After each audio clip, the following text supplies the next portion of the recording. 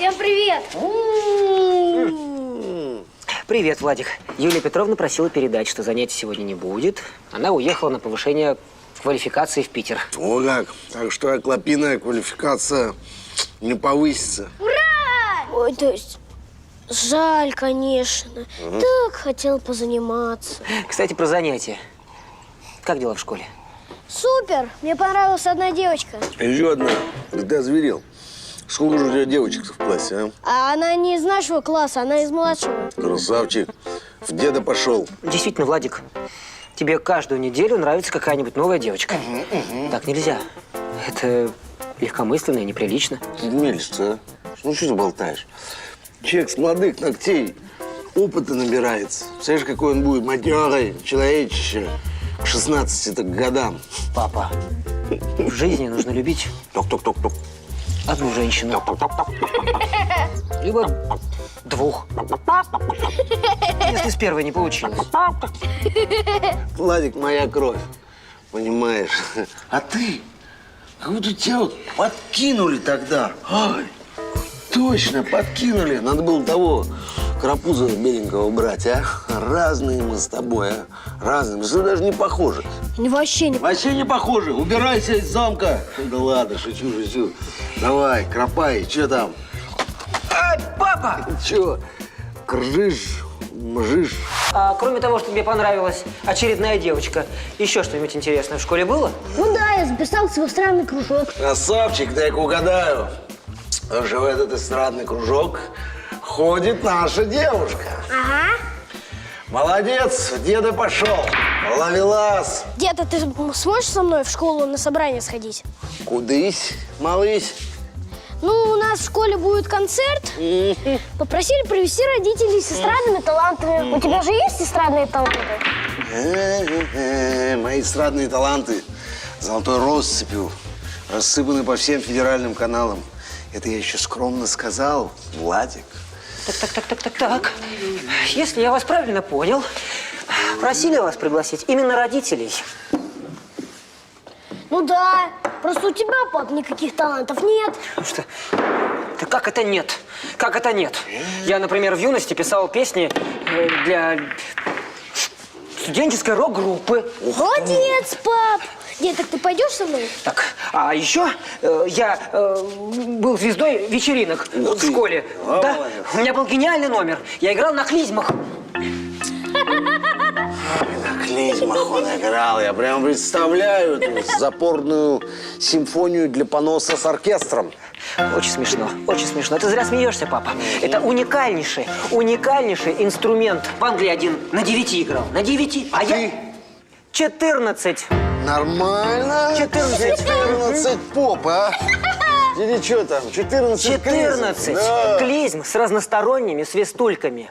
Свистульки. О, как. Очень смешно. Ты только представь, на секундочку хотя бы, представь, насколько это сложно. Одна настройка этого клизмофона чего только стоит.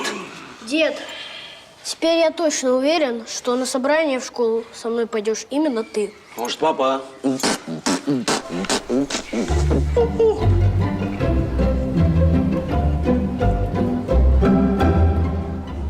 Шагам мордуленция кислая, а? Клоп, прости меня, что я твоего папашу с собой взял. Если бы я его не взял, он бы загундел нас. Пап, перестань. Просто мне, как отцу, интересно, где будет заниматься мой сын. Непонятно. Дед, смотри, вот это она. Которая? Красная.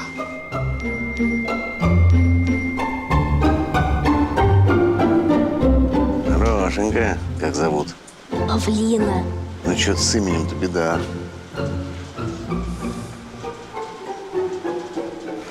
Это Люба. У нас с Любой лет 9 назад роман был. Долгий. Любили сильно. Недели полторы-две. А потом что-то раскидала.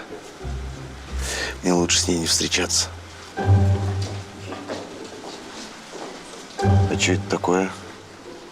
Сколько, говоришь, лет твоей Павлине? Старая? 9 лет. Но она моложе своих лет выглядит. Алло. Павлина. 9 лет. Павлина. Ой, не нравится мне все это. Уж не в мою ли честь. Случается, что Владик влюбился в свою тетю. Врагу не пожелаешь.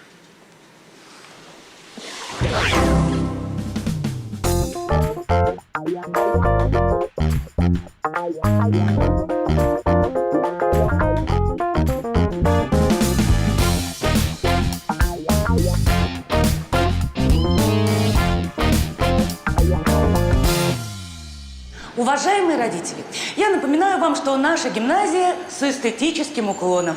Ну и, так сказать, чтобы оправдать наш этот уклон, мы иногда организуем творческий концерт. Это наша заведующая по воспиталке. Она у нас юморком. Нет, я вообще не до юмора. Неужели мой внук влюбился в свою тетю Павлину? В концерте принимают участие дети и их родители. Подробнее вам расскажет руководитель нашей новой эстрадной студии Любовь Николаевна Южакова. Поприветствуем, пожалуйста. Она еще и студией руководит. Кошмар. Ну что ж, кто из родителей первым расскажет нам о своих талантах? Деда, давай, иди, порви их всех своими федеральными талантами. Девочка вообще на меня не похожа. Ну, то есть вообще. Чего я парюсь-то? Я парюсь, потому что слишком много совпадений. Танцует, как бог. Ну, то есть как я. Херсонский тюз. Чего делать? Деда, давай, иди, покажи им всем. Ты у меня самый класс. Отстань ты от меня. У тебя что, банан в ухе?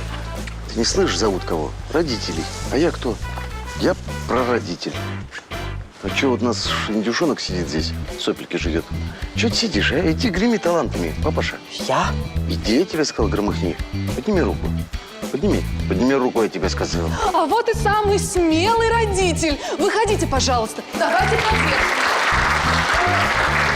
Дед, что за подстава? Ты же обещал. Прости, Клоп, если я буду перечислять все свои таланты, солнце взойдет. А у меня еще дел куча.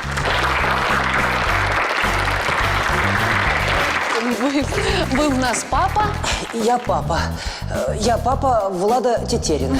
И какими же эстрадными талантами обладает у нас папа Влада Тетерина? У меня очень редкий талант. Я умею играть на клизмах. На клизмах? Простите, а это как? Это целое искусство.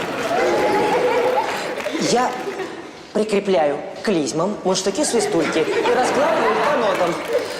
Зря смеетесь, между прочим, это очень сложно. Вы только вдумайтесь, каждая клизмочка соответствует определенной ноте.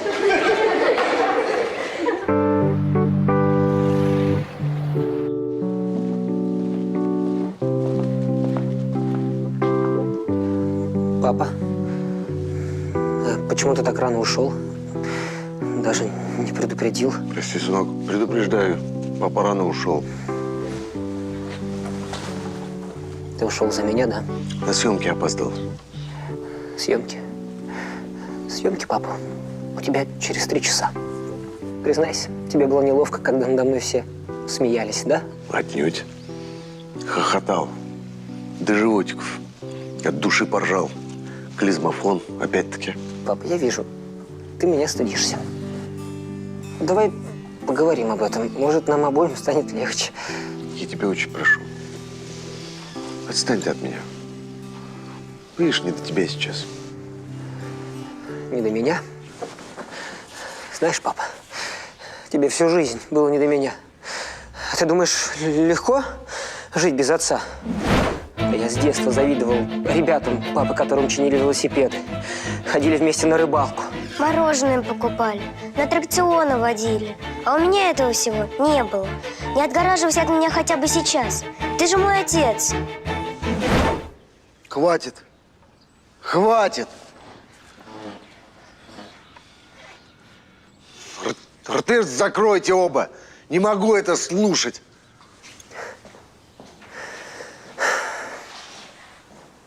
Папа меня стыдится. Есть, товарищ полковник. Есть. Я к тебе. Слушай, понял. Ну что, лучший криминалист отдела, чего нарыл? Да нарыл. Тест ДНК волос, который мы нашли в руке жертвы. Так, Показал, что жертва и убийца – родственники. О, как. И я тебе хочу сказать, похоже, что убийство произошло из-за жилплощади. Черт, ну-ка дай. Что творят? Это Москва, брат. Здесь из-за жилплощади. Еще и не на такое идут. Стоп! Эта сцена снята. Гуров грим-костюм, Илларионов свободен, Оксана кофе. Слушай, Илларионович, а что, действительно так по волосу можно определить, родственник тебе человек, не родственник?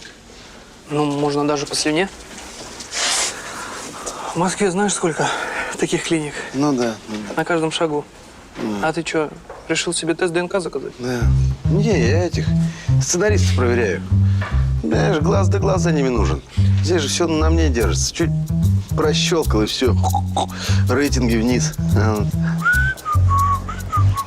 Ух ты! Не понял, что за харя, как у Шарпея? Это все из-за папиных клизм. Это все из-за папиных мозгов. И теперь вообще не знаю, как к павлине подойти. Вот это да? Ага. У тебя есть дедушка. Когда есть дедушка, дедушка поможет. Значит, подходишь к павлине и даешь ей что? Жвачку. На.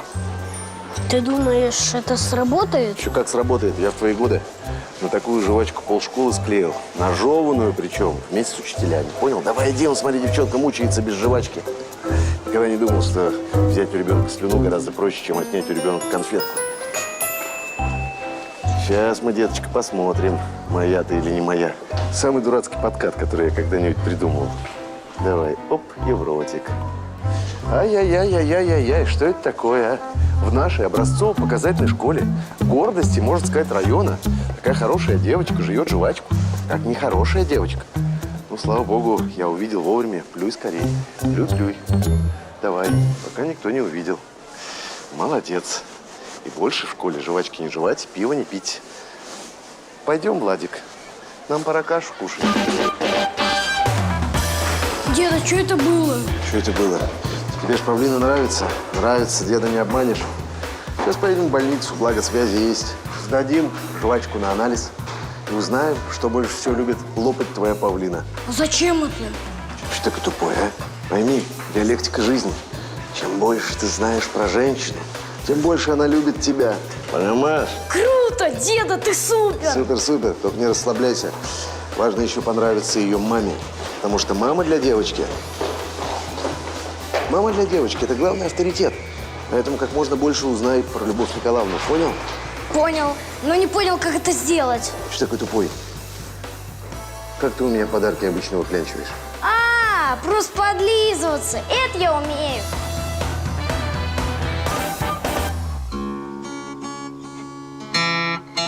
Мне вчера приснился сон, что мой папа... Что за мысли в голову лезут?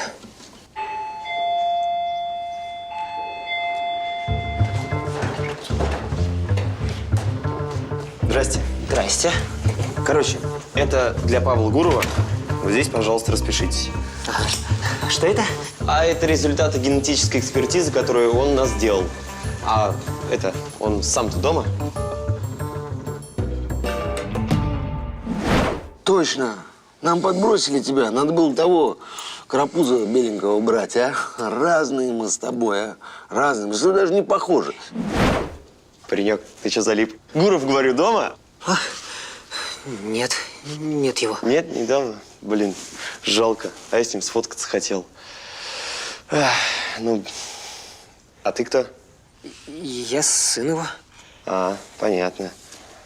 Но это не факт. До свидания.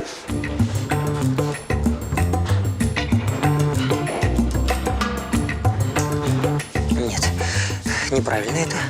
Я точно его сын.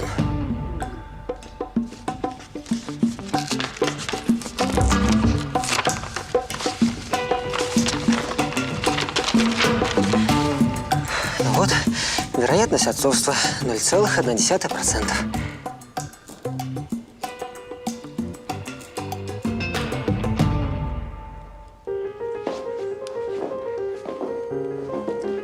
Девочки, держим темп. Марина, не отставай. Здравствуйте, Любовь Николаевна. Привет, Владик. Вы сегодня так прекрасно выглядите. Спасибо, Владик, ты тоже. Знаете, я давно хотел вам сказать, что очень восхищаюсь вашей работой. Правда? Ну да, ведь вы работаете с детьми, а это самая ответственная и сложная работа. Да, да. Тебе только вот это надо нашему директору сказать.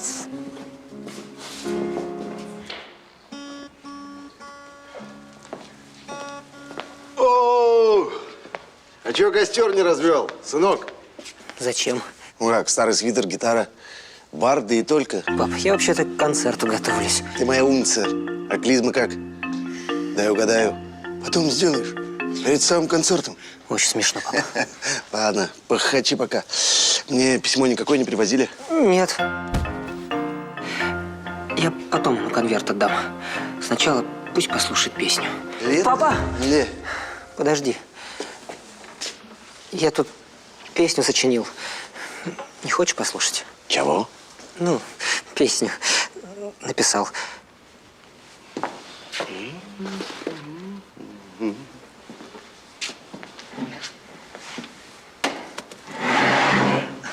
Это зачем? Мало ли. Песнь понравится, прохожий деньжат накидает. Песня называется «Папа».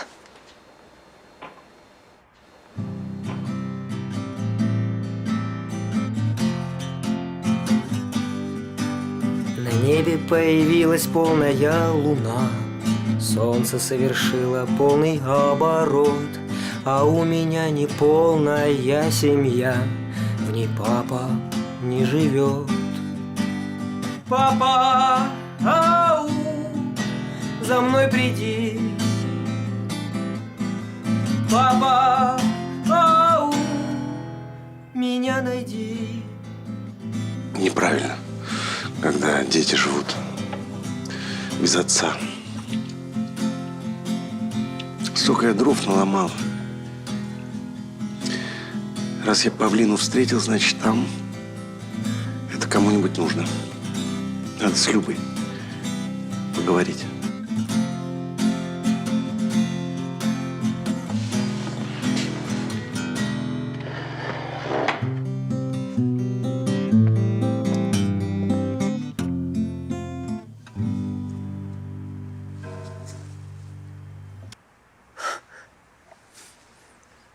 Ему не понравилась песня. Любовь Николаевна, Владик. я для вас оригами сделал. Спасибо, Владик. Посмотри, Павлин, какой красивый лебедь. Правда, Владик молодец? Мама, папа! Мам, пап, привет. Спасибо, что пришли на концерт. Любовь Николаевна не мама Павлины? Я не той понравился? Здравствуйте. Здравствуйте. Я Влад. Я очень давно хотел с вами познакомиться. Вот, держите. Это я специально для вас сделал. Ой, спасибо, очень красиво. Здравствуйте. Здравствуйте. Здравствуй, Люба. Здравствуй, Пашенька. А что ты тут делаешь? Да, хотел с тобой поговорить. Ну, хорошо. Только давай сначала познакомимся с моими родителями. Это папа Николай Петрович и мама Марья Сергеевна. Очень приятно, Марья Сергеевна. Очень приятно, Николай Петрович. Впервые знакомлюсь с родителями своей бывшей. Вы знаете, я хотел вам сказать, что жизнь очень сложная вещь. Вы это и без меня знаете. Ну, так получилось, что я не знал про Павлину. Честное слово, просто не знал. Но я вам обещаю, я буду ей помогать. Спасибо, Павел. А почему вы вдруг решили помочь нашим дочерям? Я же объясняю, жизнь очень... Дочерям? Ну да, Павлина и Люба наши дочери. Вот оно что, а. Ну, конечно. День-то какой хороший сегодня. Вот. Ну, просто так получилось, что я Любу... Я ее люблю, уважаю очень. Она преподает в студии, а Павлиночка вот в студии занимается. Ну, почему мне, если у меня есть эти возможности, не помочь ребенку раскрыть свои самые лучшие творческие способности? У меня уже самого дети, мало-мало меньше. Вот, например, этот, господи, Владик, мой внук. Это твой внук? Мой внук. Ну, здорово. Может, тогда примешь участие в нашем концерте? Конечно, примем. Вы не знаете, какой у меня дед. Его золотые таланты по всем каналам рассыпаны.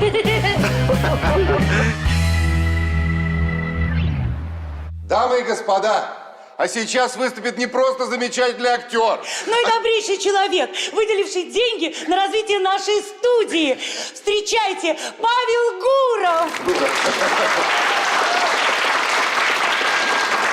Раз, волнуюсь.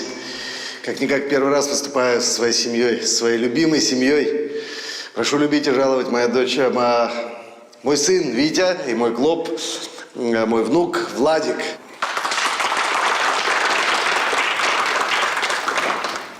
Господи. Запомните, главное, не спешите. Представьте, что мы одно целое. Давай уже, Шостакович.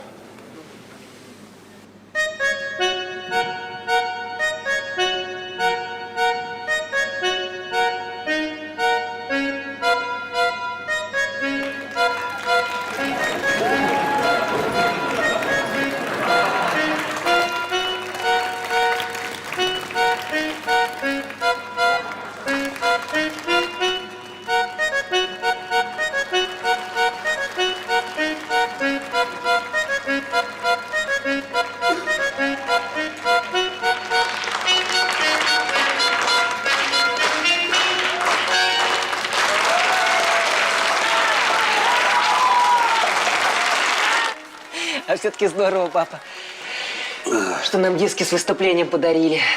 Наше первое семейное видео. Память. Позорище. Мои стильные седины. Надеюсь, никто не догадался это в YouTube вывалить. Не знаю, если честно, я не выкладывал. Умница. А по-моему, хорошо получилось. Мне нравится. Правда, кто-то все-таки пару нот сфальшивил. Ох, простите меня, Людвиг Ван Клизмофонович. Испортил вам вашу Аббу. Клоп, это для меня позорище. А для тебя это звездный час. Как там наша Павлина, а? Влюбилась без памяти. Не знаю, если честно, мне уже другая девочка нравится. Подробнее. Владик, нельзя так легкомысленно вести себя с девочками. Здесь я с папой согласен. Нельзя, старик, женщин менять как варежки. Надо сначала с каждой дойти до конца. Папа, до конца ему еще рано идти. Не сейчас. Извиняюсь, но мне Кристина звонит. Алло? Сразу видно, мой внук. Вообще-то вот. Че это? Это тест ДНК, который ты сделал. Там несовместимость. Это я знаю. Ты знал, что я не твой сын? Я знал, что ты идиот. Как ни странно, ты мой сын. Это тест на другого мальчика. Плохого. Борю.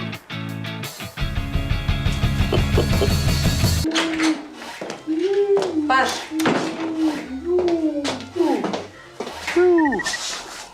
Совесть-то имей, там 5 минут осталось. Что это такое?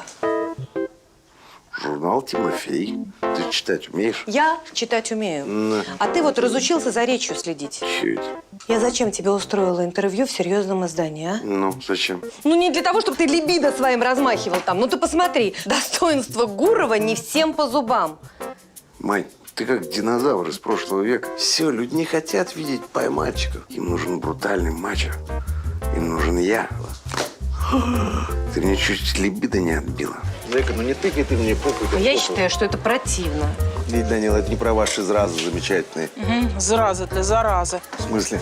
А я читала тут про вас. Я думала, вы нормальный мужик, как кобель кобелем. Вообще, что вы про девчонок-то, про наших наговорили, а? Чего? Ничего, простите, пожалуйста. Салатик вот возьмите. Это ни о чем не говорит.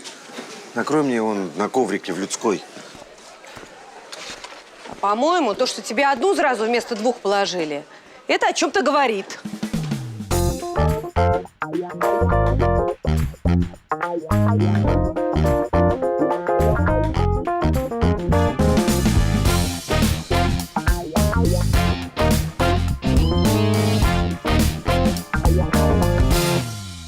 Запомни, Влад, прилагательные с суффиксом «ан», «ян», «ин» пишутся с одной «н». Слышите? Юля занимается с Владиком. А что это значит? Это значит, что... Ой, знаешь, я до сих пор плачу за твою нерешительность. Юля сюда вторую неделю уже шляется заниматься с клопом. Хоть бы чаю ей предложил. Богу. Не говоря уж про кукин-квакин. Папа, что такое кукин-квакин? Ты там пишешь, Некрасов. Нет, Жень, папа, скажет. это мой личный дневник. Он помогает мне разобраться в себе. Это как бесплатный психолог. Понятно. На план-ноты нет. Денег. О, Юлечка. Влад молодец. Снова диктант опять написал. Хотя этот был сложный. Так что наши занятия можно закончить. Ой, а может быть, ему нужно задавать более сложный задавать? Юлечка, мы с Виктором хотели бы вас поблагодарить за те удивительные занятия по русскому языку, которые вы проводите с нашим Владиком. И именно на этом русском языке, в языке Бальзака, Тургенева, кое-кто вам кое-что хочет сказать сейчас. Да, я хотел сказать, Юля, что, может быть, не стоит прерывать занятия с Владиком, как минимум до контрольного диктанта. На диктант завтра. Ой, соберись, тормозная жижа. Я не жижа. Жижа. Юля, я помогу одеться. А если Влад напишет диктант плохо? Вы слышите, как самец-неудачник пытается клеить самочку. Ой, шубу уронил. Ну, видимо, не сегодня. Ой! Видимо, вообще никогда. Приезжай прямо сюда, ко мне в кабинет через полчаса. Давай. Жду. Черт. Плохие новости. У киллера есть сообщник. И он один из наших. Работает прямо здесь, в участке. Тебе нельзя здесь оставаться. Это небезопасно. Пойми. Так, стоп! Вообще правильно. Девочка плачет так, на троечку. Сейчас Кира ее опустит на дно Марианской впадины. Потом появлюсь я, весь в белом, пушистый. Успокою девушку и дальше по накатанной. Гуров, Я? ты задолбал. Ты не играешь, ты проговариваешь текст. У человека в коме больше эмоций, чем у тебя. Я нормально играю, как всегда. Мне не надо, как всегда. Мне надо идеально. Это кульминация серии. Давай сначала и вруби эмоции на максимум. Это что, чай? Оксана, где мой кофе? Где Оксана?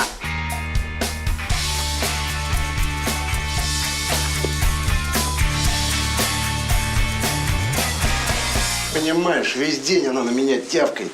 Кто же мне Феллини после каждого дубля меня стопит? Охолонуть мне надо. Охолонуть где-нибудь. Послушай, ну давай, может, отвезу тебя в тренажерку? В тренажерку. В бар меня отвези, в бар. Нет, Паш, напиться это не вариант. Подумай, может быть, ты действительно где-то не доиграл, схалтурил. Ну что ты болтаешь, а? Во-первых, напиться – это вот такой вариант. Во-вторых, я профессионал. Понимаешь, я когда халтурю, так комар носа не подточит. Она всегда так орет, когда у нее проблемы в семье. Почему на меня-то только сегодня? Ну, может, ты ее обидел чем-нибудь? Посмотри на меня, чем я могу обидеть? Ну да, действительно. Чем ты можешь обидеть? Не, ну допустим. Допустим. Ты права. А как понять, чем я ее обидел? Я вообще ничего не помню. Ты знаешь, Паш, род дан не только для того, чтобы пить и пошлить, а еще чтобы спрашивать и извиняться. Предлагаешь узнать, чем обидел и извиниться? Да, Паша. И здесь все так делают. Добро пожаловать в мир нормальных людей. Ладно, узнаю, извинюсь и уйду из мира нормальных людей. Завтра ж пятница. У вас там скукота. Владик, готов к сегодняшнему диктанту? Of course. Ну, хватит уже меня унижать. Ты же знаешь, я в школе немецкий учил. Я, девиз. Ну, это давно было. Я уже все забыл. И тебя хочу попросить забыть. Правила русского языка буквально на 1 день. И написать диктант ни на 5, ни на 4 и даже, может быть, не на 3. Папа, ты как? Ну, это такой психологический ход, понимаешь? Нужно написать диктант на 2. Не за просто так, конечно. Ну, не знаю. Это сложно. Это же не на 5. Тут надо прям постараться. Хорошо. Если ты напишешь диктант на 2, я разрешу тебе пользоваться компьютером деда и разблокирую все игры. Я не понял, зачем это, но я понял, что я согласен. Мы не хотим войны. Мы пришли с миром. Славься, Кира. Хватит Славься, поясничать, Кира. Гуров. Ну, смешно, согласись. И это... Ну, извиниться пришел. Да, и за что же ты хотел передо мной извиниться? Ну, ладно, что ты ляпнул, ну, с кем не бывает. Чего мы по кругу-то ходить будем? Ну, прости. Вот именно. Ты знаешь, Гуров, что из-за тебя рушатся мои личные отношения. А я-то каким боком? Ты не боком, ты другим местом влез в мои личные отношения.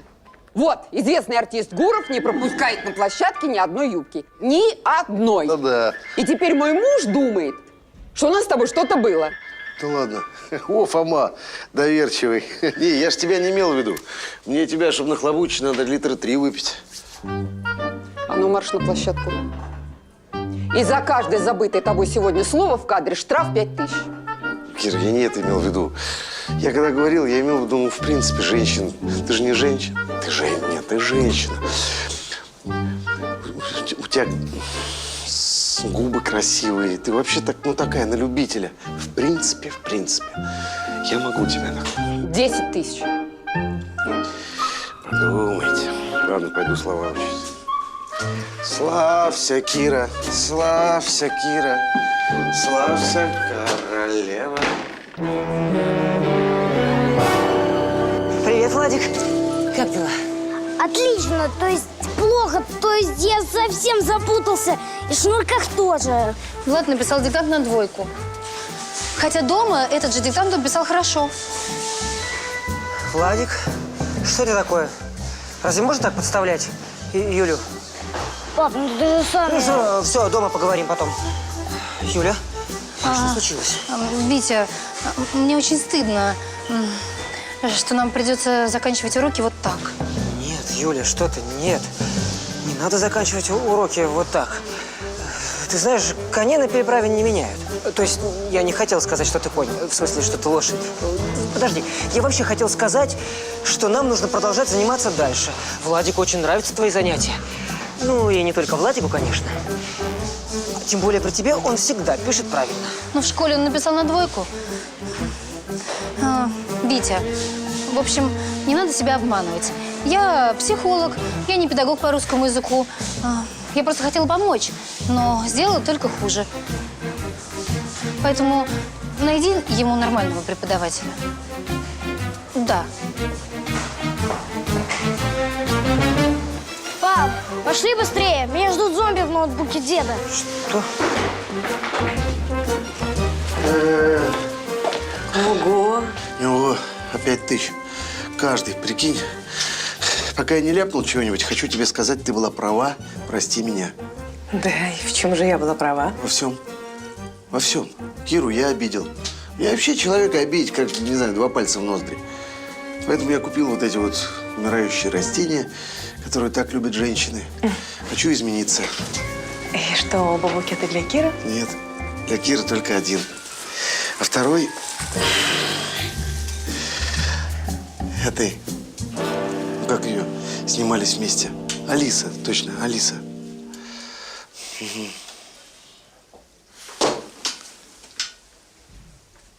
Ну, чего не так? Ее же Алиса зовут. Блин, может, Лариса. Пап, ну ты обещал дать мне в комп с игрушками. Ну, раз обещал, дам. Ты не видишь, что мне плохо. Когда мне плохо, я пишу в свой дневник. А у меня почему-то все наоборот. Когда кто-то пишет в мой дневник, тогда мне плохо. Пап, открой. Пап, открой, там человек ждет.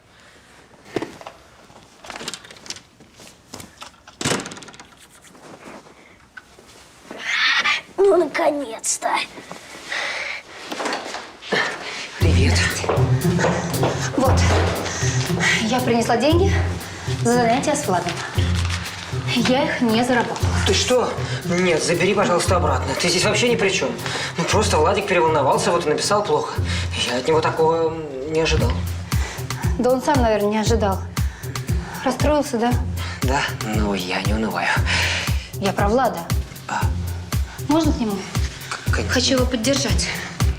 Да-да, конечно, конечно. Знаешь, он очень переживает. Влад.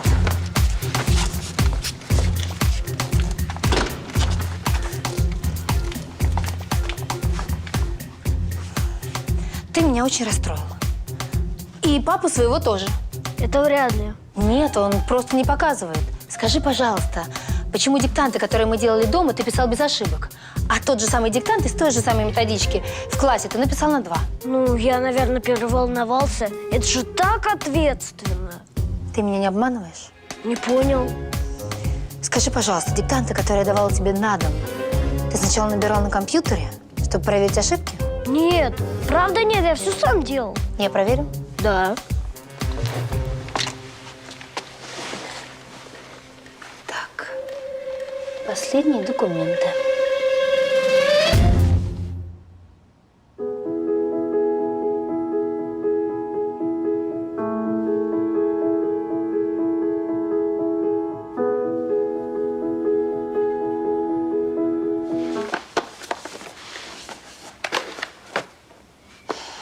Здравствуй, не бойся меня, Кира. Это я просто, твоя любимая волосатая рука, которая привела Гурова с букетом.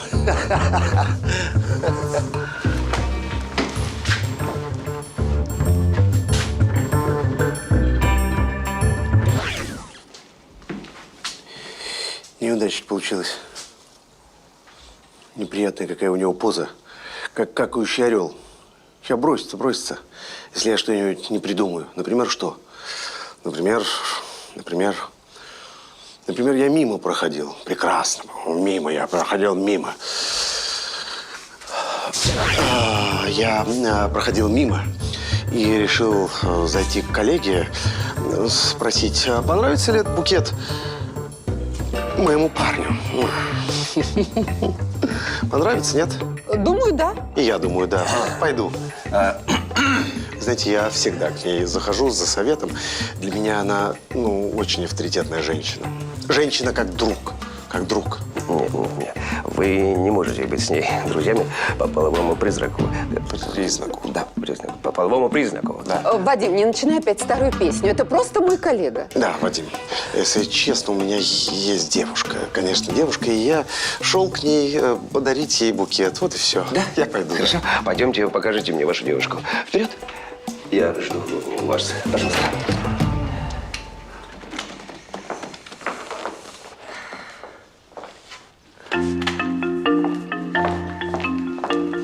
Витя, мне нужно с тобой поговорить. Владик рассказал, почему написал диктант на 2. Да, Витя. Позволь, я все объясню. Не надо ничего объяснять. Я сама в состоянии все понять. Читай. Вслух читай.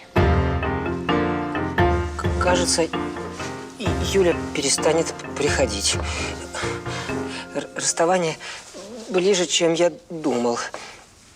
Я уже начал к ней привыкать.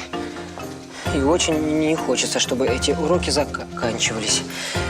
Я думал, что 2 за диктант сможет продлить занятия с Юлей. Представляешь?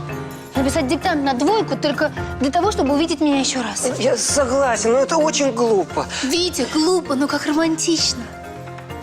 Он у тебя настоящий романтик. Кто? Ты издеваешься? Влад, конечно, кто же еще? Как я сразу не догадалась, что у него ко мне чувства. Это было понятно сразу, еще когда он захотел, чтобы именно я занималась с ним русским языком. Да, это ты дала маху. Да. Ну что мне теперь делать с его любовью? Нужно ее беречь. Нельзя просто взять и все обрубить. Начнется депрессия. У Владика я имею в виду. Да. Да, ты прав. Я буду с ним заниматься. Влад, Чё? мы будем продолжать заниматься с тобой русским. Ну окей. Он рад, просто не показывает. У моего артиста должен быть вагончик, иначе вы его не увидите. Остальное меня вообще не интересно. Думайте, думайте. Вагончик, вагончик, пойдем копать картончик. Паш. Какая ты красивая. Кому это, а? Тебе. Что, твоя актрисулечка не приняла цветочек-то? Не об этом сейчас разговор. Я подумал, что же я за свинья такая, а? Ну что ж, столько лет знакомы, я тебе ни разу цветов не подарил, которые ты, конечно, заслужила. Прости меня. Это тебе. Ой, Паш, правда, что ли? Ой, Паш, так приятно. Но вот все-таки ты можешь быть иногда неконченной скотиной. Спасибо, Пашулечка, дорогой. Очень приятно. Спасибо, дорогой. Какой я человек. Видишь, какая они чудесная пара, а ты не веришь. А может быть, ты меня и на ужин пригласишь? Добрый день. Здрасте. Здравствуйте. Не заметили вас. И здесь как голубки. Познакомься, Марго, это вот так крепкая стена, которая скрывает нашу Киру. Проще говоря, ее муж. Очень приятно. Скажите, а Павел ваш мужчина? Я бы сказал, что Марго моя муза. Да, и все, что я в жизни имею, все благодаря ей. Ну, вообще-то это так. Просто я такое про него читал. Дорогой, я совсем забыла. Ты же хотел посмотреть, как на площадке работают звукорежиссеры. Ну, я? Ну, не я же. Микрофоны, колонки, это так все увлекательно. Пойдем, там столько интересного. Ну, в общем, я понимаю, что весь этот спектакль был для мужа Киры. Да. Ну, букет ты можешь себе оставить. Когда эта вот лысая обезьяна на меня смотрела, я прям чуть в штаны не писнул. Неприятно. Да? Да, Паш, неприятно.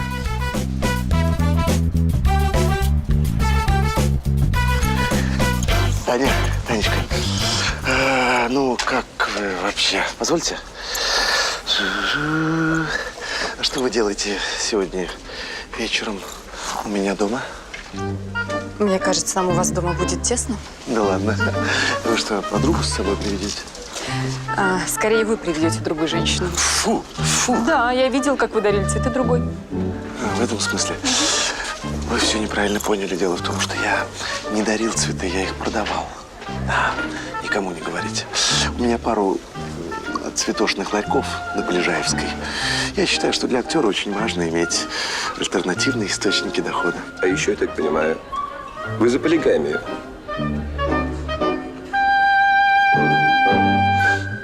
Я ее придавил там вообще чуть-чуть. Вдруг твой муженек как черт из табакерки. Значит, вы меня с Марго обманывали на ты. Ты меня с Марго, говорит, обманывал. Я буду ревновать. Что, он так и сказал? Не, подумал. Я прочитал. Ну, конечно, сказал. Вот как, Гуров, ответь. Вот ответь мне, как? Че как?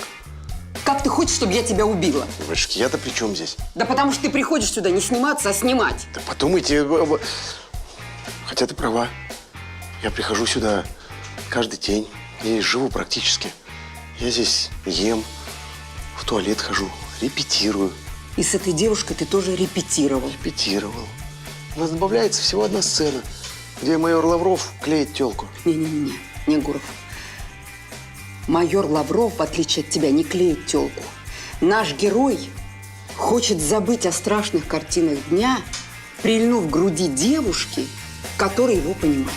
Можно и так сказать. Фу. У тебя правда губы красивые. Я прям в штанах трепещет. Может, чихпыха? Сейчас-то мы его обманем, а потом он наше кино посмотрит, увидит, что этой сцены нет в сценарии. Надо ее вставить. Надо тебе мозги вставить, Гуров. Тихо. Марго, поймите, этот ваш Гуров вас не достоин. Вот все то, что пишут про него в журналах, все правда. Я собственными глазами видел, как он клеил другую. Да что вы, какая неожиданность. Я знаю. Вы злитесь на него. А вот тут вы, пожалуй, правы. Не стоит. Он вас не достоин. Я с первого взгляда разглядел в вас то, что он никогда даже не заметит вас. Вы такая трепетная, такая нежная. Ну что вы. Коба. Репетируют, наверное.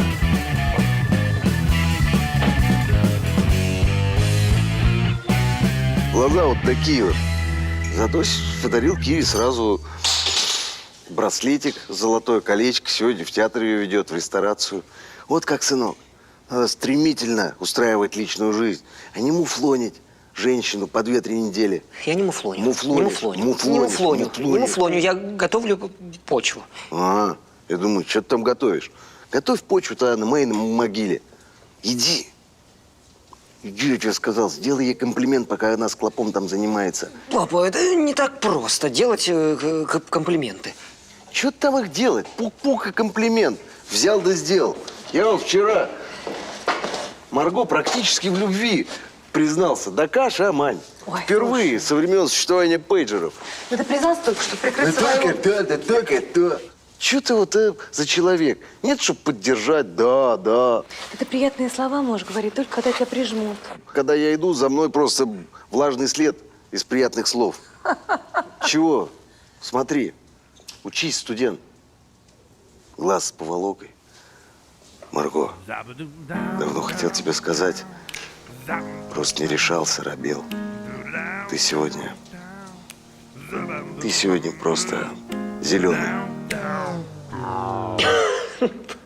Папа, ну ты, оказывается, тоже не очень умеешь делать комплименты. Ну хоть что-то у вас должно быть семейное. Слушайте, может вам вместе начать жить, а? А что, Вить, давай. Давай, сынок, давай. Чего, давай. Пойду кофе. Кофе в туалете пошел пить. Молодец, сынок. Павел Гуров, у меня для вас повестка в суд. Вы обвиняетесь в сексуальных домогательствах. Наглая ложь. Я ни в чем не виноват. Распишитесь, суд состоится 22 февраля. Ну, это какая-то ошибка. Потому что я никого руками не трогал. Меня вообще женщины не интересуют. Совсем? Сейчас посмотрим.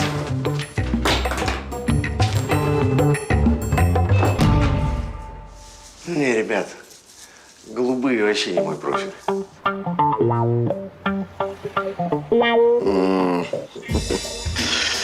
Ой. Ну что, товарищ судья, я, по-моему, полностью искупил свою вину. Да, теперь ты чист перед законом. О. А может быть и нет. Ой, как страшно. Хорошо летят. Вы спрашиваете, кто это? Надя. Надя, она актриса, а муж у нее... Черт тебя знает, кто у нее муж. Короче, он уезжает, а мы с ней встречаемся и... Ну, играем.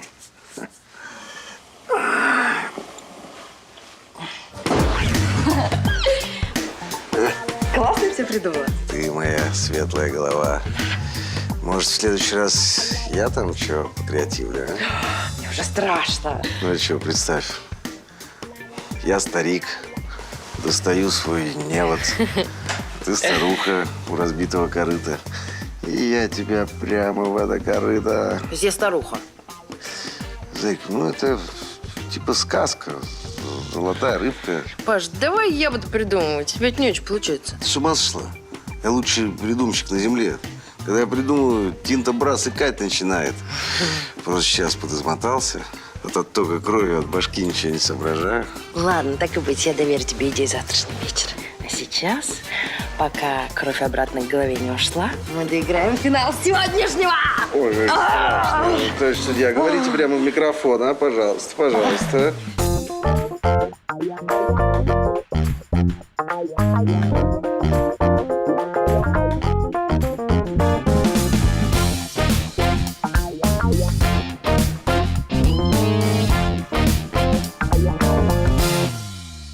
В связи с предстоящим 23 февраля разреши подарить тебе это оружие массового очарования. Спасибо. как-то неловко. Я же вам подарок еще не купил. Праздник же завтра. Да, в этот праздник подарки мне лучше дарить заранее. Потому как можно меня и не найти. Но сам посуди, 23-го я начну пить, 27-го похмеляться. Да-да. Геннадий Михайлович, к вам из антикоррупционного ведомства. Сюда идут.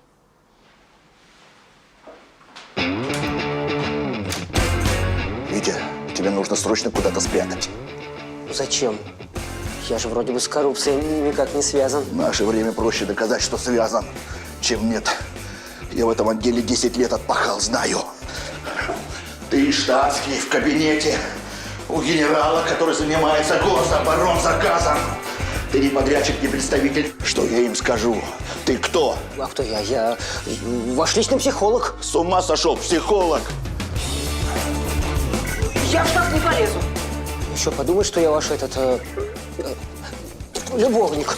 Это точно. Тогда куда?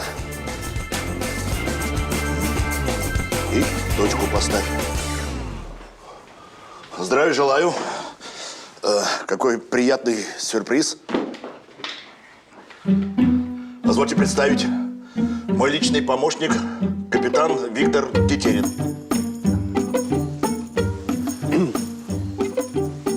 Ладно, генерал, не будем вам мешать, работайте. Мы пока бухгалтерию проверим.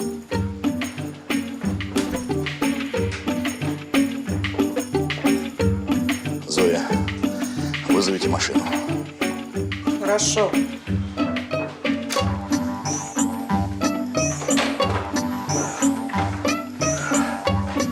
Ну что, Виктор, с боевым крещением тебя? Домой поедешь с почестями на машине. Может, я лучше на метро? У меня еще 4 поездки. Машина генерала Яникеева, как и метро, в пробках не стоит. Поедешь на машине. Без формы теперь тебе не выйти. А в форме без удостоверения тебя на улице любая проверка остановит. А можно я за сыном в школу заеду? Держи. С формой поосторожней. Спасибо.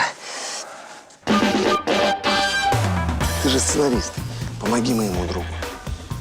Напиши пару сюжетов для ролевых игр. С девушкой туда-сюда. Ну, я такой вряд ли придумаю. Я с своей девушкой еще таким не занимался. Ну ладно. Ты же пишешь про грабежи, ограбления, изнасилования. Судя по твоему виду, ты и этим с девушкой не занимался. Да? Извините, можно я пойду? Ну, Валюша, ну, Валюнчик, а? Бездарь. Гуров, я скоро повешу на тебя электрический ошейник. Чего? И он будет бить тебя током, как только ты свалишь с площадки. Слушайте, ты, мама, я здесь, по-моему, крысу увидел. Или даже хорька, или опоссума. Помнишь? Здравствуй, братец кролик. Здравствуй, братец опоссум. А у тебя интеллект годовалого ребенка. И как только видишь что-то интересное, сразу туда ползешь. Да. Не о том думаешь, Гуров. Бегом на площадку. Сейчас снимаем сцену с ограблением. Вот об ограблении и думай. Конечно, Кира. Ну, конечно, ограбление. Чего я сам-то не допер, а? Ты гений мой. Ограбление я и сам напишу. Гуров, если бы я не знала, что ты алкоголик, я бы подумала, что ты наркоман. Я наркоман. Алкоголик. Кира. О, папа, ты зачем военную форму купил? А я ее не покупал, сынок. Я же теперь работаю генералом, мне ее выдали. Круто, а я еще не все. Нам сегодня классный час поставили в честь праздника, а потом меня бабушка заберет. Она уже позвонила. Хорошо. Виктор Павлович, глазам своим не верю. Вы в форме или у меня галлюцинация? Да, мой папа военный, он служит у генерала. Правда? Ну, вообще-то, если честно, ну, формально я вообще никому не подчиняюсь. А может быть, вы выступите перед нашими ребятами? А то у нас каждый год ОБЖшник байки травит, а он даже не служил. А тут человек в форме. Кажется, капитан Тетерин понравился Юле. Тем более я ее не обманываю, я только так немножко не договариваю правду.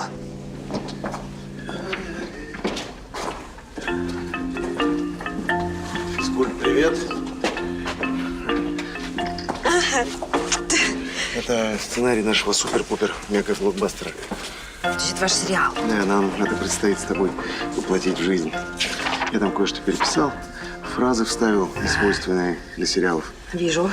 Если ты не скажешь, где лежат деньги, то отправишься на корм своим собственным рыбкам. Да. Круто! Это как Тарантино. Еще ничего. Значит, вот стоит костюмерша. Подойдешь к ней, попросишь, чтобы выдала костюм. Мы снимали сцены ограбления секс-шопа. Думаю, что-нибудь там подберет. В честь Дня защитника Отечества к нам в школу пришел настоящий офицер, который расскажет нам, что это за профессия такая — защищать Родину. Пожалуйста, Виктор Павлович.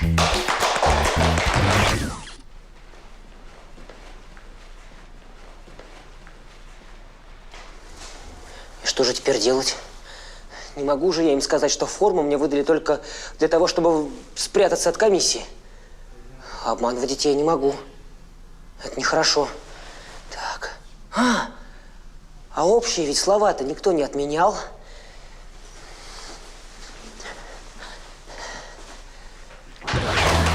Военные – гордость нашей страны, гарантия ее процветания и безопасности. Пока есть такие люди, которые носят такую форму, Родина может спать спокойно. Вить, ты молодец. Детям твоя речь очень понравилась. И мне. У меня же папа военный. Да? Угу. А женщина всегда выбирает мужчину, похожего на своего отца. Это мой шанс.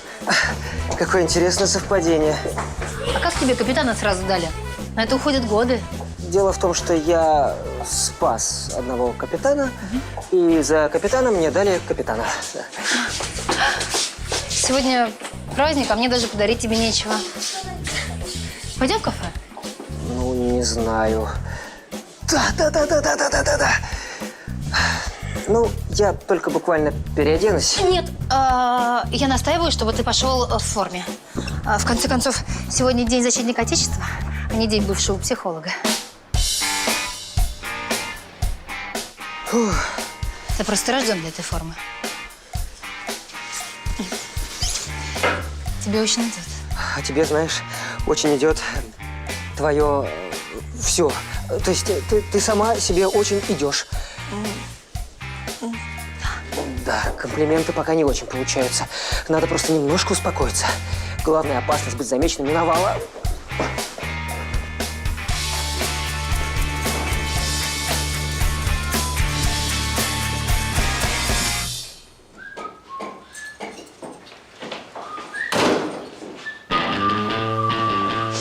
Ты очень вовремя, красавчик. А то у меня уже устали пальцы подбирать шифр от твоего сейфа. Кто вы? Что вы делаете в моем доме, а? Дорогуша, я приличная девушка на первом свидании. Всего о себе не рассказывай. Конечно. Сидеть! Я сижу. Сидеть смирно! Сижу так смирно. Пока я буду искать веревку. Да, конечно.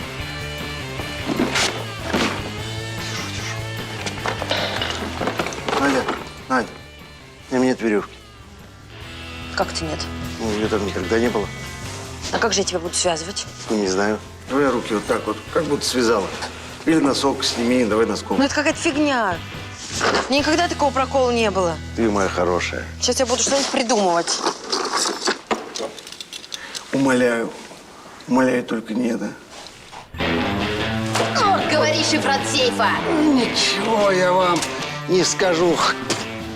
Говори. Надь, ты чего? Прости, пожалуйста, тебе больно? Конечно, больно. С ума сошла, ты по лицу-то не бей, у меня съемки завтра. Хорошо, не буду.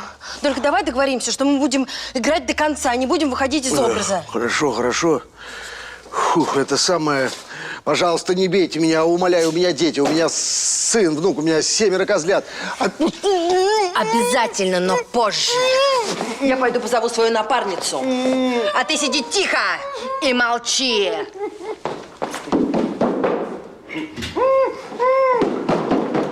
Так, на аттракцион мы с тобой сегодня точно не пойдем, потому что мы поздно вернулись из школы. А у нас еще уроки. Ой, ничего себе, Гуров. А что здесь происходит?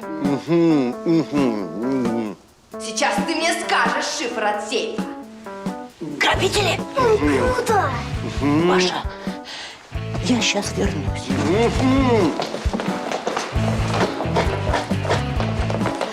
Паша, я тебя спасу. Паша, я сейчас вызову полицию.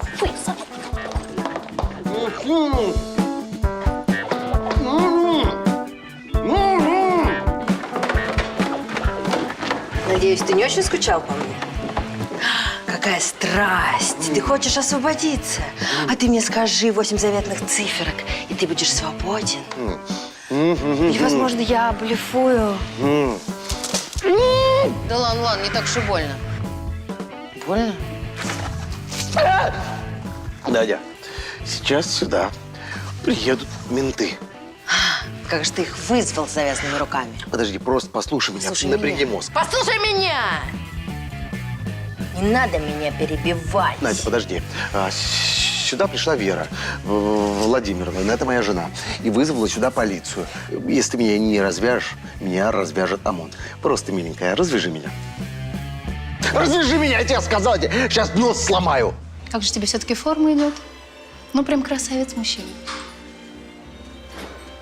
Красавец, мужчина. Мне никто никогда не говорил таких слов. Даже Аня. Да что там говорить? Даже мама. О! Приятно встретить своих людей. Здравия желаю. С праздничком. Вы, наверное, меня немного перепутали. Я вас никогда раньше не видел. Капитан, ну ты даешь. Я тебя тоже не встречал. Так ведь же...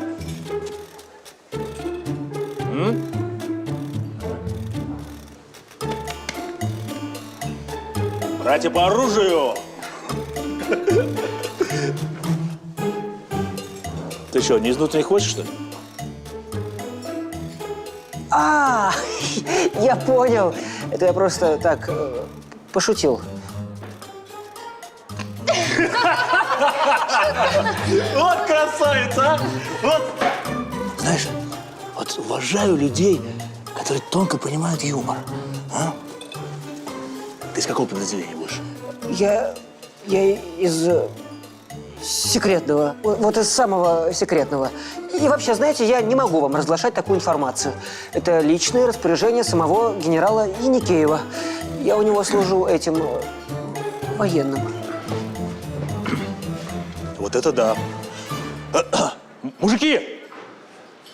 У нас здесь адъютант самого Еникеева. Вот.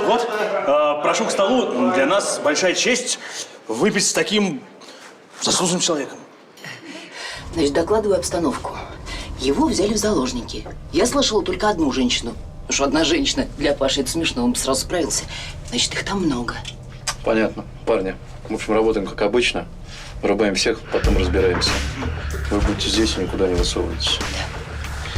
А можно его не вырубать? Ясно.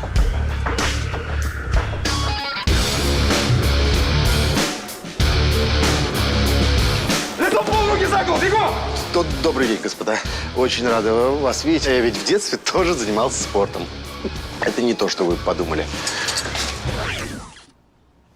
Инвентарный номер 416-0005. Какая бесславная смерть. В трусах. Ну, нам пора. Ты что, уже уходишь? Да. Витя, мы только что пришли. Ну, Вить, раз ты собрался уходить, тогда с тебя тост. Ой, вы знаете, я в этом вообще не силен. Может быть, Юля скажет? Ну, вообще-то, за офицерским столом не принято доставать женщинам. Но... Нет, хорошо. Я скажу. Это я так пошутил. А что-нибудь, кроме водки, есть? Вино, например. Витя, вино. Нет, вино для дамы. А я, как настоящий офицер, как внутренних, буду пить вот эту водку. Ну, за что же они там пьют? За танк? Черт, что ж говорить-то? А что я так переживаю? Я же готовился. Военные – гордость нашей страны. Гарантия ее безопасности и процветания. Пока есть такие люди, которые носят такую форму, Родина может спать спокойно. Ура! Ура! Ура! То есть внутренние войска у нас гордость. А десантура так? Фигня на парашюте? Совсем страх потеряли? Крысы тыловые. Да кого крысами тыловыми назвал? Мальчики, давайте не будем войсками А мириться. ты, курица, вообще молчи, когда мужики разговаривают. Не сметь! Не сметь оскорблять даму!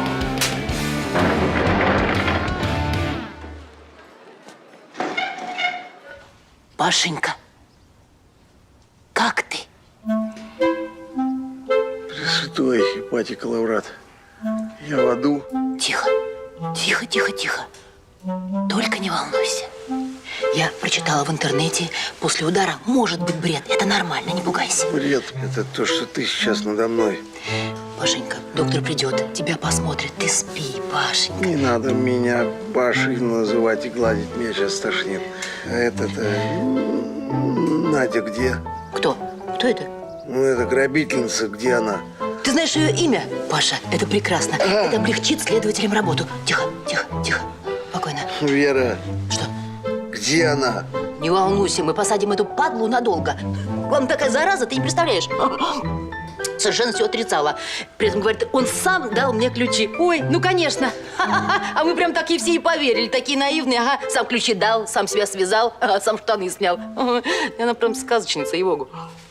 Слушай, Гуров, действительно, что ты без штанов-то? Я понимаю, Вера Владимировна, что вы уже не помните. Для чего люди штаны снимают еще? Я в бою. Ой, какая сволота. 50 лет ты никак не уймешься. Ой, ты кобелина старый. Интонация другая. 50 лет. Ты все не уймешься. Кобелина. Ну, достаточно просто кобелина. Я извиняюсь, мне надо бежать. Сам погибай, а товарища выручай. Ой. Ой. Не извиняюсь. Ой. Ой. Тихо, тихо, Вера. Ой, тихо держаться. Тихо, тихо. Господин офицер, здрасте. Здравствуйте. Вы же это же вы же это. Спасибо, прекрасный комплимент. Вот это нифига себе, майор Лавров. А вы откуда тут нарисовались? Ой, простите, товарищ майор. Там ребят к вам привезли. Товарищ майор, а давайте сначала сфоткаемся, а потом все что угодно. Хорошо, давайте. Здрасте. Здрасте. Подождите, только вот это наденьте, пожалуйста. Да, конечно.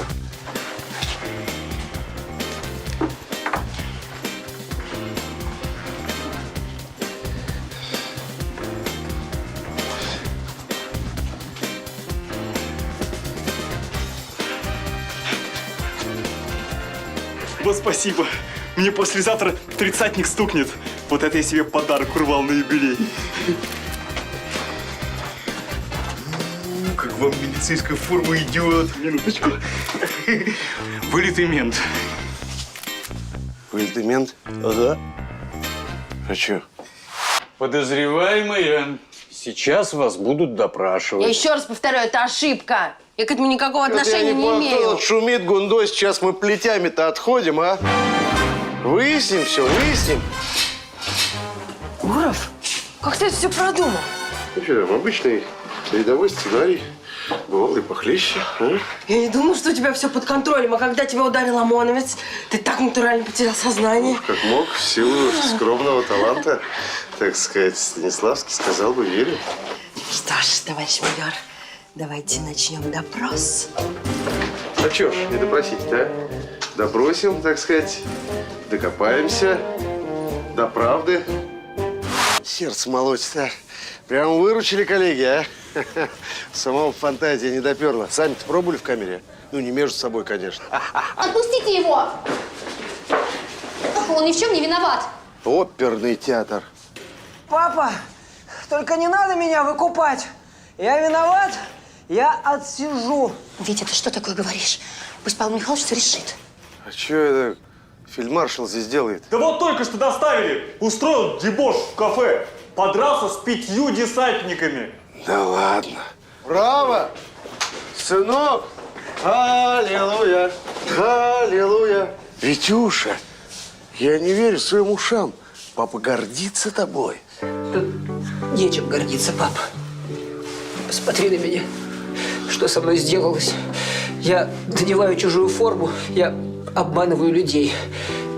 Я вообще творю черт знает что. Сынок, это жизнь. Добро пожаловать на борт. Это по-нашему, по-семейному. Юля, прости, пожалуйста, что обманул тебя. Это все из-за моей неполноценности. Какой же из меня офицер? Витя, да ты что? Ты так красиво говорил. Ты заступился за меня. Ты выпил целый стакан водки. Ты настоящий офицер.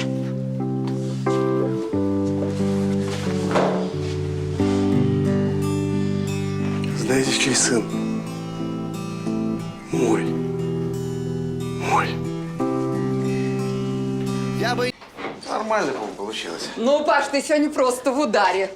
Давненько я тебя в такой форме не видела. Хочешь сказать, что раньше я как стажер ТЮЗа работал? Ну что ты, Паш, мы же не просто работники. Мы же все одна большая семья. Семья без секса. Чему без секса-то? Паш, у меня тут к тебе личная просьба. Без секса, но, кажется, с прелюдией. Ну? Я слышала, у тебя жена в департаменте образования. Не мог бы ты помочь моего внука устроить в детский сад? К сожалению. Потому что она, к счастью, давно мне не жена. Правда? А я слышала, что это ты ее устроил в департамент. Не, я не планировал. Там все наоборот получилось. Я бы ее вообще убил. То есть моего внука вот так вот, не планируя, устроить нельзя? Не получится. Ну ладно, хорошо, Паш. Без обид. Да. Мы же семья. Да. Внимание, съемочная группа. Сейчас будем переснимать все сегодняшние сцены с майором Лавровым.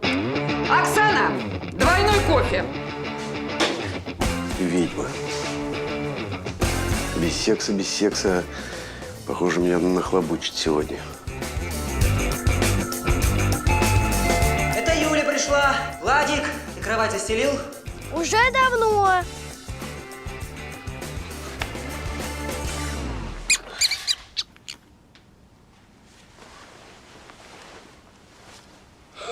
Спринтер!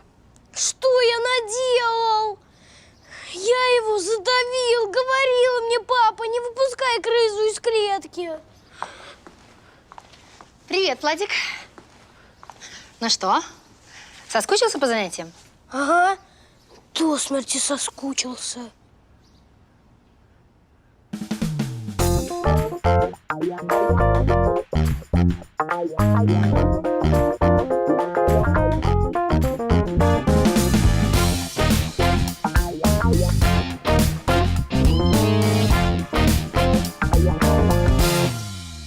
Сынок, а где это наша бабуся? В смысле, мама твоя? Что-то давно не заходит. Странно. Раньше ты спрашивал, какого черта она тут шляется. То было раньше. Ладно, буду с тобой откровенен. Как был откровенен в тот день, когда рассказал тебе, откуда берутся дети. Ну, позавчера, помнишь? Там проблемка у меня возникла одна. Сам решить не могу, а мамаша может. Ну, вроде как напрямую неловко к ней обращаться. Папа, а может быть, тебе попробовать наладить с ней взаимоотношения, найти, так сказать, общие точки соприкосновения? Одна. У нас с ней одна общая, тощая, очкастая точка соприкосновения. Сынок, когда тебя аист принес, мы с матерью так хохотали. Хотели аиста вначале оставить. Хорошенький. Но я настоял, чтобы оставили именно тебя. Так что давай, плати бате по векселям. То есть ты просто хочешь, чтобы я решил твою проблему? Моя умница. Какая дедукция, Шерлок. Пуаро. Папа. Марпл. Мисс. Владик, ты меня сегодня совсем не слушаешь? Ну, что ты такой поникший? Как будто кто-то умер. В чем дело? Дело в том, что мне срочно нужно в туалет.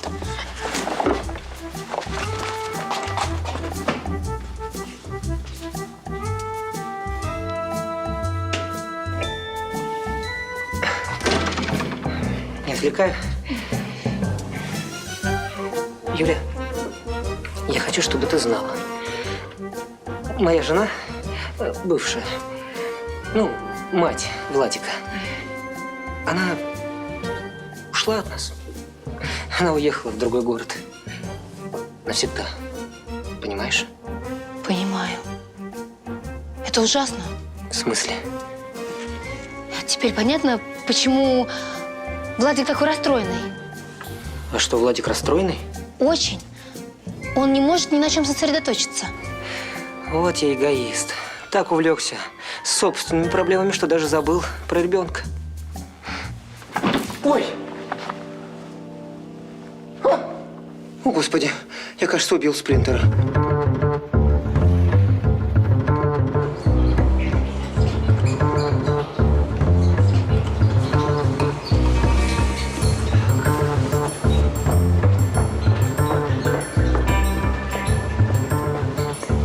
Скажите, пожалуйста, а у вас есть точно такая же крыса?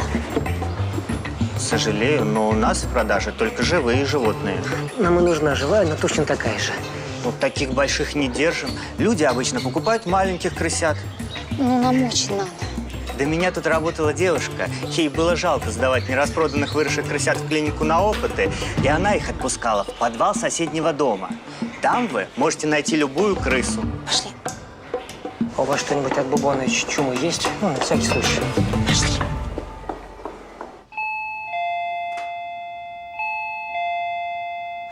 Вера пришла. Надо включить обаяние, отключить рвотный рефлекс.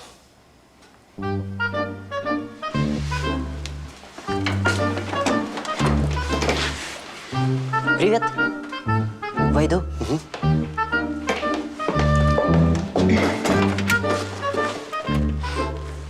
А чё так скалишься, Гуров? Пластику сделал.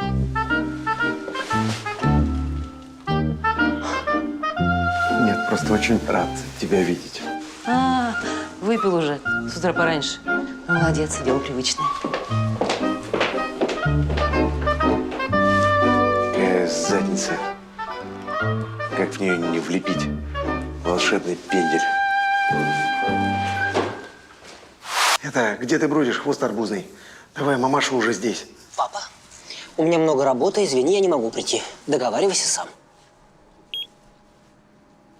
Пойдем.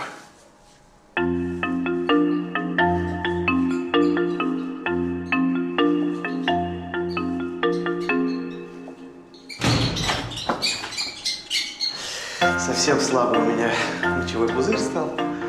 Ну, как там погоды стоят ныне? Не волнуйся, Паш, я ненадолго прерву твою эгоистично-распутную идиллию. Просто Витя позвал меня поговорить. Он, кстати, где? В магазине, наверное, кто-нибудь обвесил грамма на 3. Стоит им там, Дейла Карнеги втирает. Ну, может, ты скажешь, по какому делу он меня позвал. Да и пойду я. Да.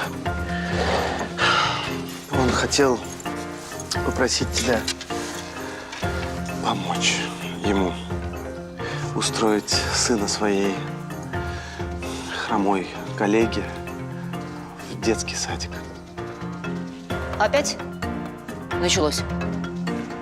Чего опять? Ну, просто ничего не изменилось с тех пор, как Витя попросил устроить Аню в театр. Вот в эту коллегу. Витька тоже втрескался? Нет, что ты. Ну... Зачем тогда просить устроить ребенка в детский сад? Он на что надеется? Что этот ребенок в знак признательности будет за ним утки таскать на старости лет? Ну, ты же знаешь нашего с тобой сына. Он умный, тонкий, ранимый, нежный человек в тебя. Поскольку для меня-то эти слова просто набор букв. Боже мой, что ж такое? Гуров сделал мне комплимент. Что-то не верится. Это не верится. Станиславский. Старею, наверное, в отличие от тебя. Может быть, чаю? Настоящего, цейлонского. Помнишь? Как раньше. Рискнем. Чай в этом доме делаю только я. Только я. Слушай, я и не знала, что ты так отважно пойдешь в этот подвальный крысиный городок. Да. Немногие знают, на что я действительно способен. Да я и сам не знал. Спасибо тебе за чай. Ну что там чай? Мы с детским садиком решили. Ну, ты же сама понимаешь, ну какое детство без комочков в каше, без пенки в какаше. Слушай, тебе не кажется, что Витя таким образом попадет под чей-то очередной каблук? Нет. Дело в том, что кусок мозга, отвечающий у Виктора за флирт, отсутствует полностью. Паша, как ребенок. Ой, мам, привет.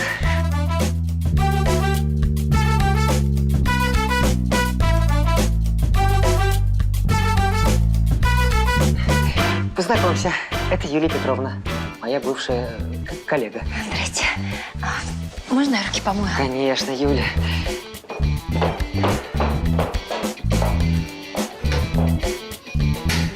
Так вот она какая? Коллега. Витенька, ничего не хочешь мне о ней рассказать? Нет, а что? Просто хотелось хоть что-нибудь узнать об этой Юлии, прежде чем она тебя хомутает. Мама, не говори так. Юлия, она добрая, порядочная, милая, нежная девушка. Ну, я так и знала. Он в нее втрескался. Это тебя не касается, это моя личная жизнь. Свою личную жизнь ты уже пытался настроить, но настройщик с тебя никудышный. Мама, а тебе не кажется странным, что я в 30 лет должен спрашивать разрешение у своей мамы познакомиться с девушкой? Витя, я хочу помочь тебе. Я с Аней пыталась помочь, я сейчас... Спасибо, спасибо, Что? мама. Не надо мне больше помогать. Справлюсь как-нибудь своими силами. Ну, я все-таки... Ну, извините. Так. Извините. Тогда и место в садике пускай тоже ищет своими силами. Всего хорошего.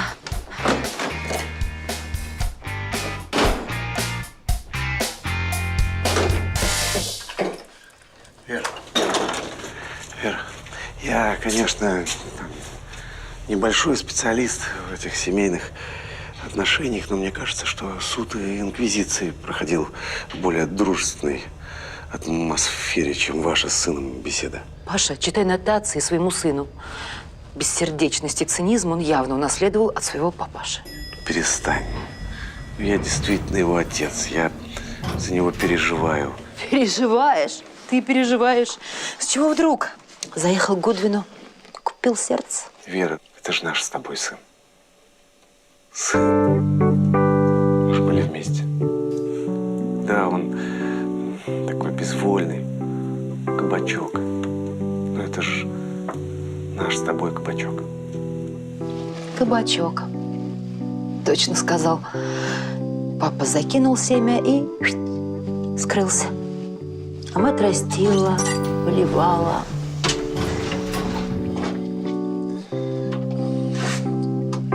Меня жизнь уже наказала за это.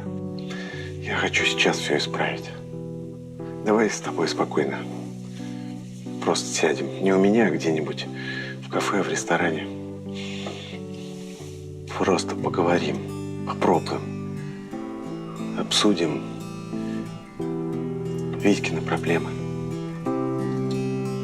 Если нельзя договориться с женщиной, всегда можно договориться с пьяной женщиной. Пожалуйста.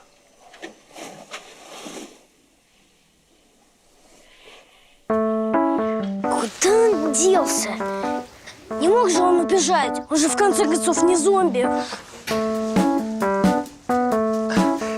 Владик, а почему ты залез под кровать? Что-то ищешь? Нет, ничего не ищу. Я просто захотел... Просто. Просто, да? Просто.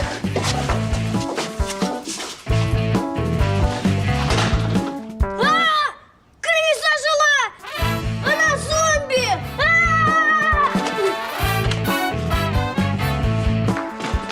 Владик, как насчет потратить пару сотен на аттракционы? С удовольствием. Куда угодно, лишь бы не сидеть в одной квартире с ожившей крысой. Отлично. Будем, как в прошлый раз, дубасить зомби. Нет! С тобой все в порядке?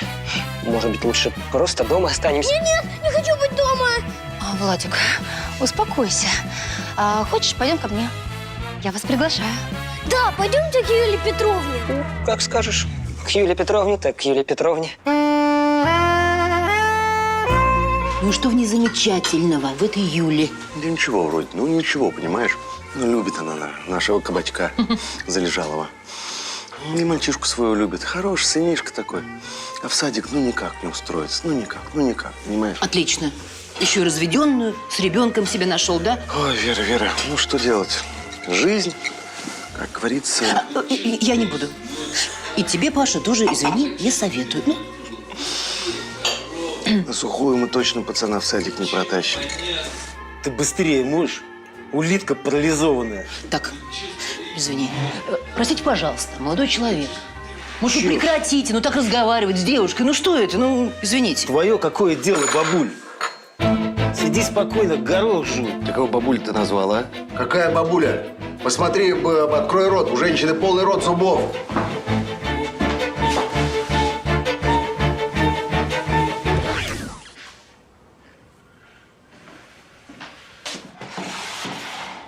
Зачем я вписался за Веру? Я вам скажу, зачем. Я всю жизнь мечтал, чтобы она почувствовала, что я лучше, чем есть на самом деле. Конечно, не лучше. Я время выбрал. О, кабан какой. В 3 секунды меня в кому вгонит. Будешь потом пузыри пускать через трубочку. Давайте, знаете чего? Пропустим этот эпизод.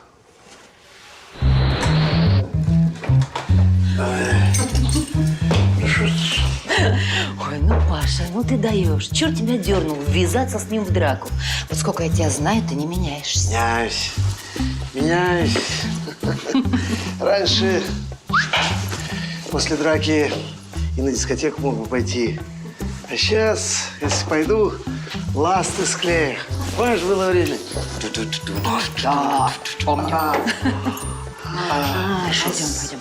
Пойдем. Все, придержу. Все-таки ты покалеченный. Ну, не знаю, может быть, как-то чем-то тебе помочь. Может быть, мне принести льда. Видимо, здорово меня башню-то треснули. Мне кажется, мать, ты за мной ухаживаешь, али как? Не, ну ты сильно так уж не обольщайся. Ну так, чуть-чуть. Просто должна тебя как-то отблагодарить. Все-таки ты за меня вступился.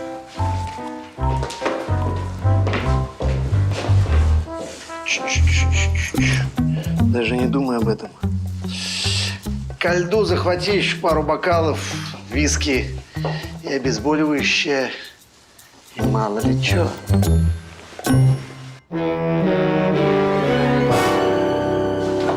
Владик, я знаю, что тебя тревожит. Знаешь? Да. Ты знаешь, близкие иногда уходят. Мы корим себя за это, но нашей вины в этом нет. То есть ты думаешь, что я не виноват в том, что Сплинтер умер? Ты знаешь, что Сплинтер мертв? Пап, я его случайно придавил, засунул под одеяло, а потом он снова оказался в клетке. Папа, он зомби! Ну вот. Хотел оградить сына от негативной информации, а в итоге еще больше его напугал. Ну вот почему?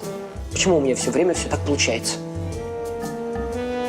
Не переживай. Со всеми случается. Правда, с тобой чаще, чем с другими.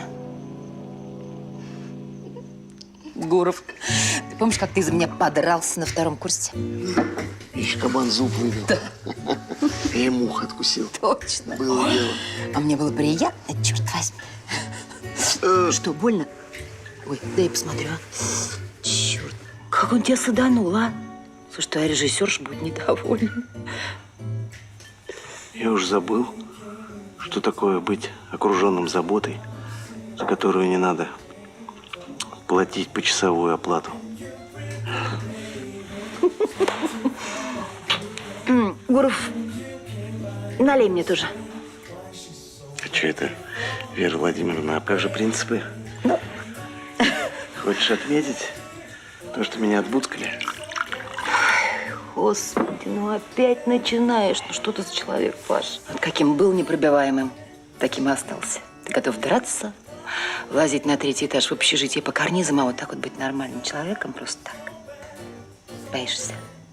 Забригадировался за своими шуточками. Я вот так и 20 лет назад понятия не имела. Что тебя гложет? Что тебя не так? Пашка, неужели так трудно просто делиться своими проблемами?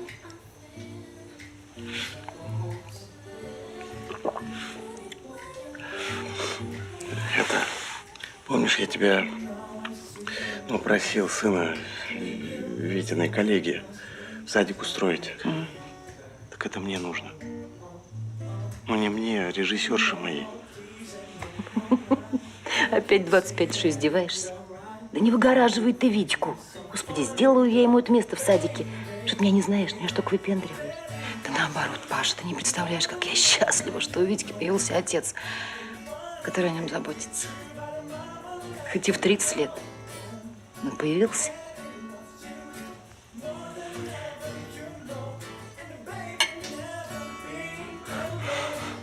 Смотри, у тебя зацепка.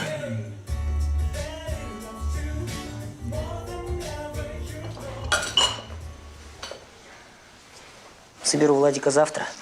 Конечно, я бы его и сегодня забрал на руках, но в нем просто 2 пиццы в довесок. Да пусть спит, бедный ребенок. Натерпелся из-за нас. Знаешь, если бы мы напрямую друг другу говорили о том, что нас беспокоит, то было бы как-то проще. Без лишних препятствий, без лишних проблем. Конечно. Лучше сразу говорить. Просто иногда очень трудно подобрать правильные слова. Может, слова и не нужны?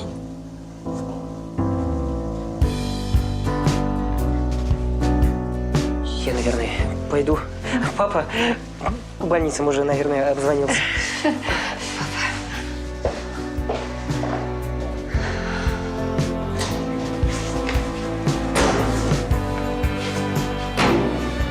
Идиот. Какой же я идиот.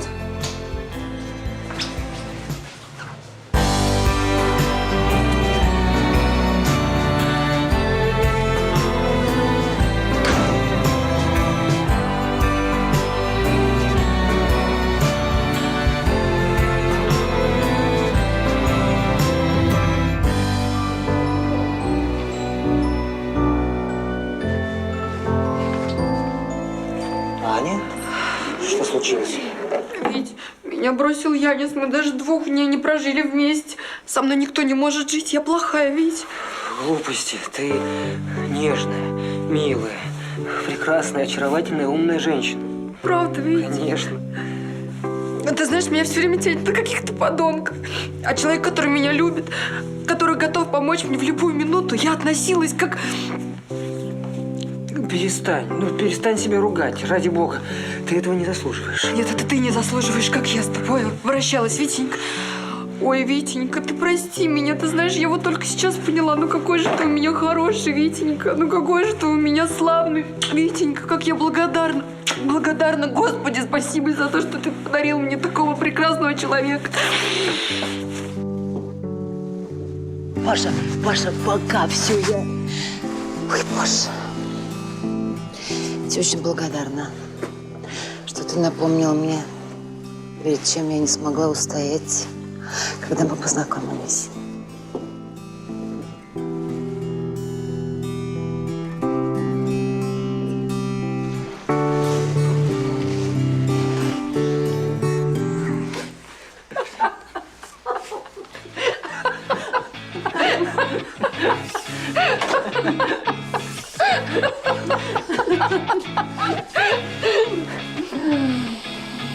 Только сейчас я понял, что счастье – это когда вся семья в сборе. И желательно подальше от меня.